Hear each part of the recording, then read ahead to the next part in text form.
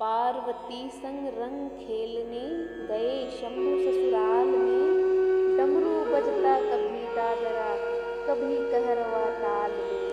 देखा जब गौरी ने शिव को पूछा कुशल बताओ नाथ, कैसे आज अकेले आए कोई नहीं तुम्हारे साथ। अजब बावलापन है भगवन आज तुम्हारी चाल में।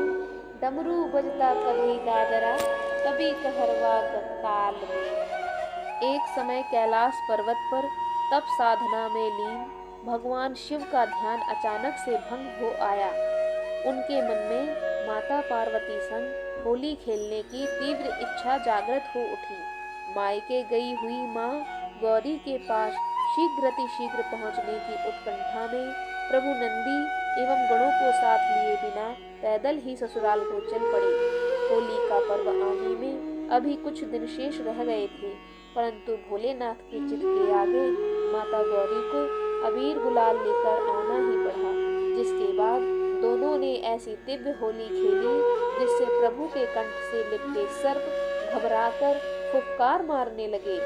उनकी फुफकार से शीश पर विराजित चंद्र से अमृत की धारा बह निकली, जिसका पान कर भगवान का बाघंबर जीवित सिंह बन गया, गर्जना करने लगा। परिणाम स्वरूप भोलेनाथ को दिगंबर अवस्था में देख माता पार्वती अपनी हंसी रोक न सकी। पुराणों में वर्णित इस अलौकिक दिवस को भविष्य में रंग भरी एकादशी की संज्ञा मिली, जिसे देव होली के रूप में हम सभी फागुन शुक्ल एकादशी के दिन श्रद्धा भाव से मनाते हैं। दोस्तों, फागुन माह के शुक्ल पक्ष की एकादशी तिथि को रंग भरी एकादशी और आमल की एकादशी के नाम से जाना जाता है। धार्मिक मान्यता है कि इस दिन देवों के देव महादेव और माँ पार्वती काशी गए थे, इसलिए इस एकादशी को बेहद उत्साह के साथ मनाया जाता है। इस बार रंग भरी एकादशी का व्रत 20 मार्च 2024 को है। रंग भरी एकादशी को सनातन धर्म में काफी महत्व दिया जाता है। इस बार रंग भरी एकादशी 20 मार्च को है। इस एकादशी को आमल की एकादशी के नाम से भी जाना जाता है। पंचांग के अनुसार फागुन माह के शुक्ल पक्ष की एकादशी तिथि को रंग भरी एकादशी के नाम से जाना जाता है। धार्मिक मान्यता है कि इस दिन देवों के देव महादेव और माँ पार्वती काशी गए थे, इसलिए इस एकादशी को बेहद उत्साह के साथ मनाया जाता है। शास्त्रों के अनुसार रंग भरी एकादशी के दिन श्री हरि के संग भगवान शिव और माता पार्वती की पूजा व्रत करने का विधान है। मान्यता है कि इस दिन पूजा करने से साधक को शुभ फल की प्राप्ति होती है। आइए आपको बताते हैं रंग भरी एकादशी की तिथि, शुभ मुहूर्त और पूजा के बारे में। रंग भरी एकादशी को आमल की एकादशी के नाम से भी जाना जाता है।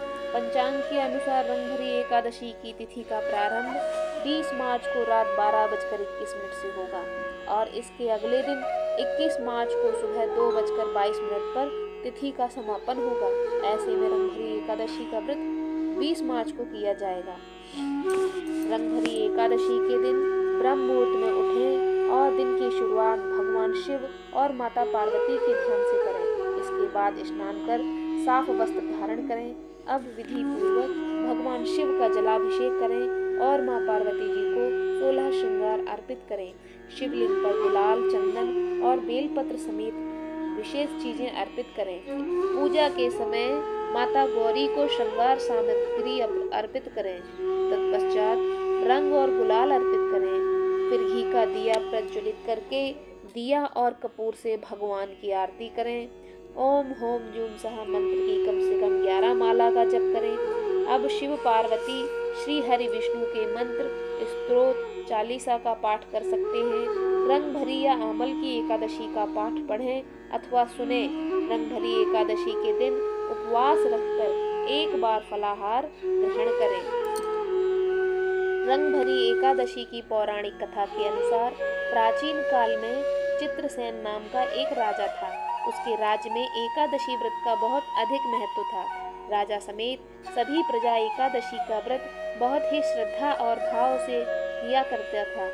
राजा चित्रसेन को आमल की एकादशी के प्रति बहुत अधिक गहरी आस्था थी। एक बार राजा शिकार करते हुए जंगल में बहुत दूर निकल गए। उसी समय कुछ जंगली और पहाड़ी डाकुओं ने राजा को घेर लिया और शस्त्रों से राजा पर प्रहार करने लगे। परंतु जब कोई डाकू राजा पर शस्त्र प्रहार करता, वह शस्त्र ईश्वर की कृपा से पुष्प में परिवर्तित हो जाता। उन डाकुओं की संख्या बहुत अधिक थी, अतः राजा संज्ञाहीन होकर भूमि पर पड़ा। उसी समय राजा के शरीर से एक दिव्य शक्ति प्रकट हुई और उस दिव्य शक्ति ने समस्त दुष्टों को मार गिराया और वह अदृश्य हो गई। जब राजा की चेतना लौटी तो सभी डाकुओं को मरा हुआ पाया। यह दृश्य देखकर राजा को आश्चर्य हुआ। राजा मन ही मन सोचने लगा कि इन डाकुओं को किसने मारा होगा। तभी आकाशवाणी हुई, हे राजन, यह सब दुष्ट तुम्हारे आमल की एकादशी का व्रत करने के प्रभाव से मारे गए हैं। तुम्हारी देह से उत्पन्न आमल की एकादशी की वैष्णवी शक्ति ने इनका संहार किया है।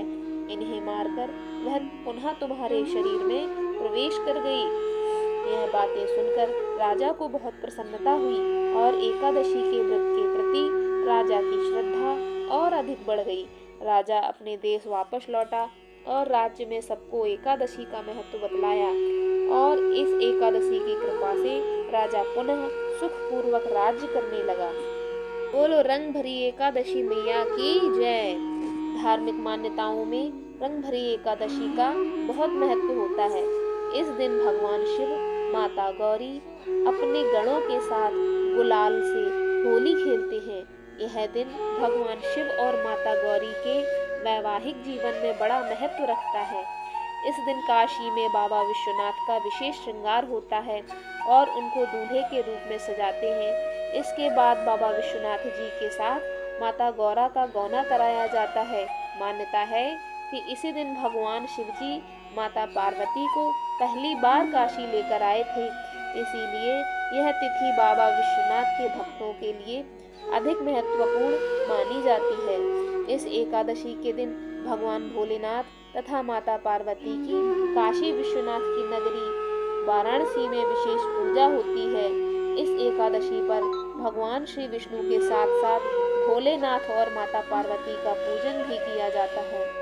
इस साल फागुन माह के शुक्ल पक्ष की रंग भरी एकादशी या आमल की एकादशी मनाई जाएगी। रंग भरी एकादशी के दिन से काशी में होली का पर्व शुरू हो जाता है, जो अगले 6 दिनों तक निरंतर चलती रहती है। रंग भरी एकादशी के दिन कुछ उपाय अपने वैवाहिक जीवन को सुखी करने के लिए किए जाते हैं।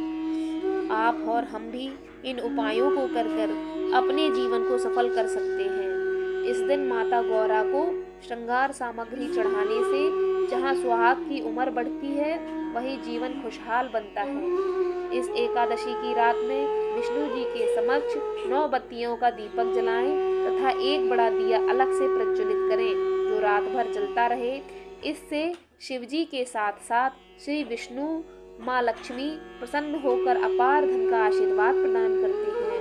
रंग भरी एकादशी के दिन 1 लोटा जल लेकर थोड़ी सी चीनी मिलाएं तथा यह जल पीपल वृक्ष में अर्पित करें तथा सायंकाल पीपल की जड़ में घी का दिया जलाएं।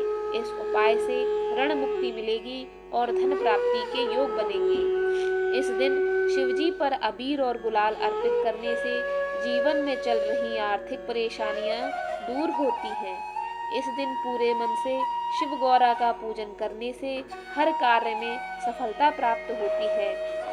इस दिन आंवले के वृक्ष की 9 परिक्रमा करने से सौभाग्य और सेहत का वरदान मिलता है। रंग भरी एकादशी की एक अन्य कथा इस प्रकार है। एक वैदेश नाम का नगर था, जिसमें ब्राह्मण, क्षत्रिय, वैश्य और शूद्र चारों वर्ण आनंद सहित रहते थे। उस नगर में सदैव वेद ध्वनि गूंजा करती थी तथा पापी, दुराचारी तथा नास्तिक उस नगर में कोई नहीं रहता था। इस नगर में चैत्ररथ नाम का चंद्रवंशी राजा राज्य करता था। वह अत्यंत विद्वान तथा धर्मी था। उस नगर में कोई भी व्यक्ति दरिद्र और कंजूस नहीं था। सभी नगरवासी विष्णु भक्त थे और बालक, वृद्ध, स्त्री पुरुष एकादशी का व्रत किया करते थे। एक समय फागुन मास के शुक्ल पक्ष की आमल की एकादशी आई। उस दिन राजा प्रजा तथा बाल वृद्ध सबने हर्ष पूर्वक व्रत किया। राजा अपनी प्रजा के साथ मंदिर में जाकर पूर्ण कुंभ स्थापित करके धूप दीप नैवेद्य पंचरत्न आदि से धात्री का पूजन करने लगे और इस प्रकार स्तुति करने लगे। हे धात्री, तुम ब्रह्म स्वरूप हो, तुम ब्रह्मा जी द्वारा उत्पन्न हुए हो और तुम समस्त पापों का नाश करने वाली हो। तुम्हें नमस्कार है। अब तुम मेरा अर्घ स्वीकार करो।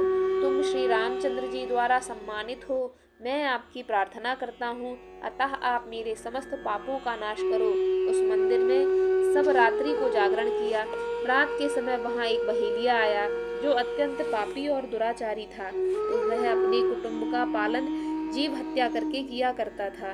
भूख और प्यास से अत्यंत व्याकुल वह बहेलिया इस जागरण को देखने के लिए मंदिर के एक कोने में बैठ गया और विष्णु भगवान तथा एकादशी महात्म्य की कथा सुनने लगा। इस प्रकार वह मनुष्य की भांति उसने भी सारी रात जागकर बिता दी। प्रातः काल होते ही सब लोग अपने अपने घर चले गए तो वह बहेलिया भी अपने घर चला गया। घर जाकर उसने भोजन किया। कुछ समय बीतने के पश्चात उस बहेलिया की मृत्यु हो गई। मगर उस आमल की एकादशी के व्रत तथा जागरण से उसने राजा विदुरथ के घर जन्म लिया और उसका नाम वसुरथ रखा गया। युवा होने पर वह चतुरंगिनी सेना के सहित तथा धन धान्य से युक्त होकर 10,000 ग्रामों का पालन करने लगा। वह तेज से सूर्य के समान, कांति में चंद्रमा के समान, वीरता में भगवान विष्णु के समान और क्षमा में पृथ्वी के समान था। वह अत्यंत धार्मिक, सत्यवादी, कर्मवीर और विष्णु भक्त था। वह प्रजा के समान भाव से पालन करता था। दान देना उसका नित्य कर्तव्य था। एक दिन राजा शिकार खेलने गया। देव योग से वह मार्ग भूल गया और दिशा ज्ञान न रहने के कारण उसी वन में एक वृक्ष के नीचे सो गया। थोड़ी देर बाद पहाड़ी म्लेच्छ वहां पर आ गए और राजा को अकेला देखकर मारो मारो करते हुए राजा की ओर दौड़े। म्लेच्छ कहने लगे कि इसी दुष्ट राजा ने हमारे माता पिता, पुत्र पौत्र आदि अनेक संबंधियों को मारा है तथा देश से निकाल दिया है, अतः इसको अवश्य मारना चाहिए। ऐसा कहकर वे म्लेच्छ उस राजा को मारने दौड़े और अनेक प्रकार के अस्त्र शस्त्र उसके ऊपर फेंके। वे सब अस्त्र शस्त्र राजा के शरीर पर गिरते ही नष्ट हो जाते हैं और उनका वार पुष्प के समान प्रतीत होता है। अब उन म्लेच्छों के अस्त्र शस्त्र उल्टा उन्हीं पर प्रहार करते हैं जिससे वे मूर्छित होकर गिरने लगे। उसी समय राजा के शरीर से एक दिव्य स्त्री उत्पन्न हुई। वह स्त्री अत्यंत सुंदर होते हुए भी उसकी भ्रकुटी टेढ़ी थी। उसकी आंखों से लाल लाल अग्नि निकल रही थी जिससे वह दूसरे काल के समान प्रतीत होती थी। वह स्त्री म्लेच्छों को मारने दौड़ी और थोड़ी ही देर में उसने सब म्लेच्छों को काल के गाल में पहुंचा दिया। जब राजा सोकर उठा तो उसने म्लेच्छों को मरा हुआ देखकर कहा कि इन शत्रुओं को किसने मारा है? इस वन में मेरा कौन हितैषी रहता है? ऐसा विचार कर ही रहा था कि आकाशवाणी हुई, हे राजन, इस संसार में विष्णु भगवान के अतिरिक्त कौन तेरी सहायता कर सकता है? इस आकाशवाणी को सुनकर राजा अपने राज्य में आ गया तथा सुख पूर्वक राज्य करने लगा। जो मनुष्य इस आमल की एकादशी का व्रत करते हैं वे प्रत्येक कार्य में सफल होते हैं और अंत में विष्णु लोक को जाते हैं। पुष्य नक्षत्र के दिन आने वाली यह एकादशी बहुत ही पुण्यदायिनी है तथा इसका व्रत करने वाले के जन्म जन्मांतर के सभी पाप नष्ट होते हैं। इस प्रकार रंग भरी एकादशी अथवा आमल की एकादशी पे एक ही दिन भगवान शिव और माता पार्वती तथा भगवान विष्णु की कृपा भक्तों पर सहज ही बरसती है। अतः इस रंग भरी एकादशी के त्योहार को बहुत ही हर्ष और उल्लास के साथ मनाया जाता है अथवा हम भी इस मौके का फायदा उठाएं और अपने जीवन को सफल बनाएं। आइए भगवान शिव और माता पार्वती के चरणों की वंदना करते हुए इस व्रत को जरूर करें और इस मौके का फायदा जरूर उठाएं। आपको आमल की एकादशी तथा रंग भरी एकादशी की यह जानकारी, व्रत कथा और पूजा विधि कैसी लगी? अगर आपको ये अच्छी लगी हो तो प्लीज़ इस वीडियो को लाइक कर दीजिए और साथ ही हमारे चैनल को सब्सक्राइब कर लीजिए।